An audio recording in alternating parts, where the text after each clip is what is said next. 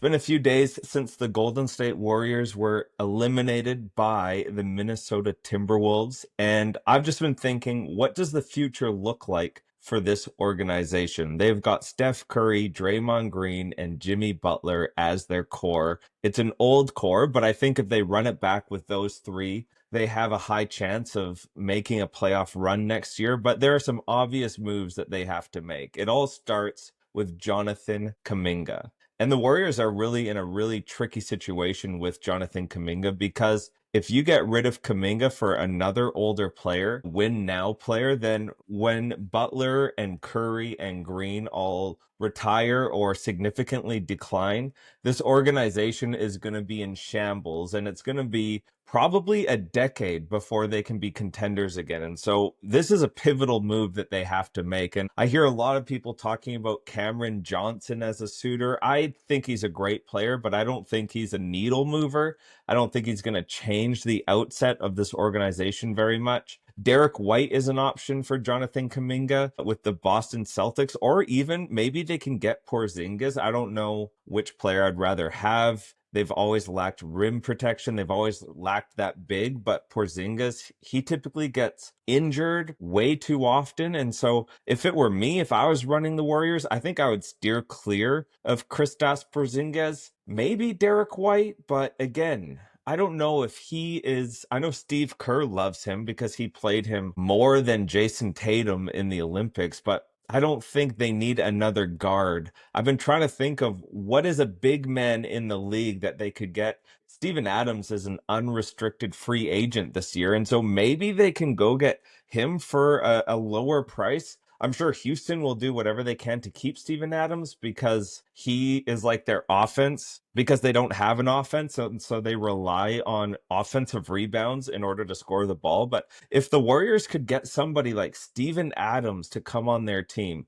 somebody that is a beast on the boards, somebody that's a great team player that would fit the Warriors culture. I don't think he would mind too much if he was out of the rotation for a couple games and then came in to get those offensive rebounds, but he could be an option. What's some other options that we could have at the big man for the Golden State Warriors? If we're looking around the league, there are some teams that probably have big men. You know, with the second apron, teams can't just be stacked anymore. I look at the Dallas Mavericks with them potentially getting Cooper Flag. They'll have Cooper Flag, Derek Lively, Gafford, who wants to get paid a little bit more, and Anthony Davis. Like four rotational big men. I would love for the Golden State Warriors to try and get one of those guys. Hey, maybe they can trade Kuminga for Klay Thompson and a big man with his bring Klay Thompson in to retire with Steph Curry and Draymond Green. I don't know if Klay Thompson would want that or if the Warriors would want that, but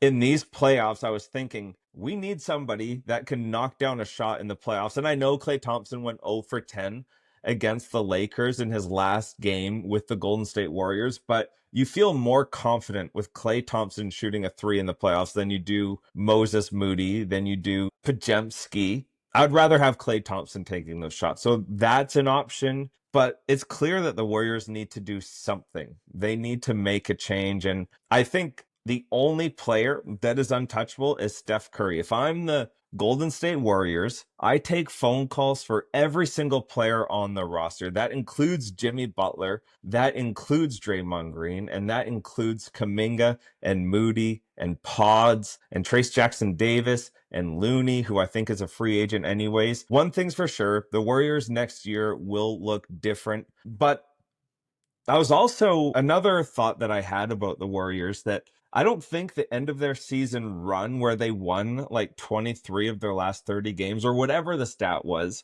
I don't think that was a fluke. And I do think if Steph Curry doesn't tweak his hamstring, I do think that the Warriors make it past the Minnesota Timberwolves.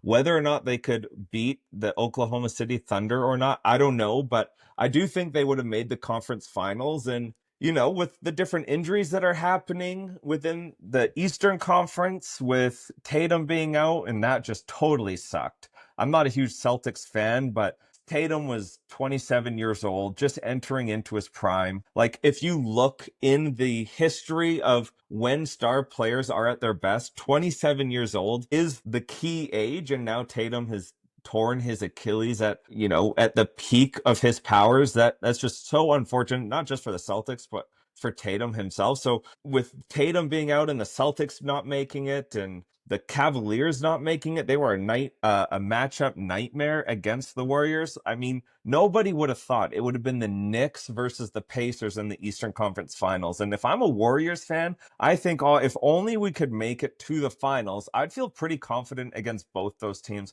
with a healthy Jimmy Butler, who was suffering through that glute contusion, with a healthy Steph Curry, and with a healthy roster. I do think they would have stood a good chance against the Oklahoma City Thunder, right? This year, remember, with Andrew Wiggins on the team, they were like 2-1, should have been 3-0 against the Thunder. I think they match up pretty well with the Oklahoma City Thunder. And so I think they could have got through the Thunder, and I do think they could beat the Knicks, who I assume are going to make it to the finals, but Thibodeau has been playing them playoff minutes for the whole season, like Josh Hart, Brunson, all playing 40 plus minutes this year. I don't know how Thibodeau does it. I don't know how he gets away with it. I think if the Knicks were an early playoff exit this year, that he would have been gone as the coach for the Knicks. But yeah, I think next year things are looking bright for the Warriors. I think they probably will look at having a strong push. If you remember in 2022 season when they won the championship,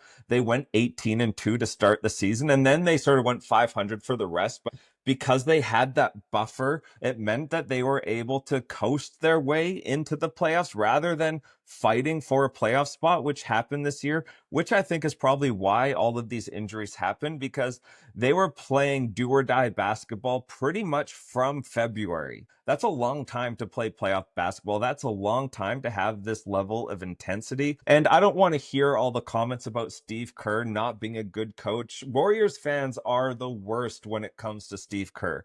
He's won 4 championships for the organization. He's a top head coach in my mind. He coached Team USA. And yeah, he has a formula and he likes to stick players into that formula. And it's been proven successful. 4 championships. He seems to get the best out of the team. He hasn't had a ton to work with ever since 2022. I think 2022 was a miracle in itself that the Warriors won, but let's not hear it about Steve Kerr. He is a great coach. He's got a philosophy and he's trying to put players into the philosophy. And so you've got a top 5 player, you've got a top 5 coach, you've got an amazing organization, and really Jonathan Kuminga is the pivotal piece. And maybe they keep him. Maybe they keep him and they try to figure out how can they build him into the infrastructure of the team. But here's what the Warriors need. They need spacing. They need players that, yes, Jonathan Kuminga can get a bucket. Yes, he can score the ball, but they need players that can read and react. And unfortunately, that's just not his strong suit. They need players that can cut. They need players that know how to get into the open space. More than anything, they need players that aren't just worried about scoring. Players that are going to play make and get rebounds. Too many times this year did Kuminga get 1 rebound, 2 rebounds, no rebounds, and then he would get an outlier of a game where he would get 7 rebounds and everyone's like, oh, this is the Jonathan Kuminga that we want. And then he'd go back to getting 1 rebound or 2 rebounds. So I think he is as good as gone for the Golden State Warriors. But those are my thoughts. I know they're scattered a little bit everywhere. I am hopeful for at least one more year of contention for the Golden State Warriors. And then, who knows what's going to happen in the future. But let's not waste Steph Curry's final years. He's still a top 5 player in the league, and figure out a way to win one more championship with Steph Curry. So this is the Cochran Show, and I'm a huge Golden State Warriors fan. My dad, who I normally host with, doesn't like basketball at all. He's more of a hockey and football guy.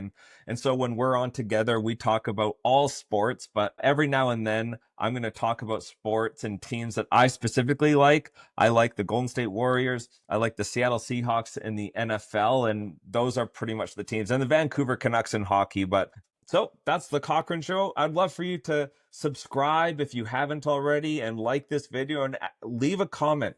What do you think the Golden State Warriors should do in order to contend for a championship in 2026?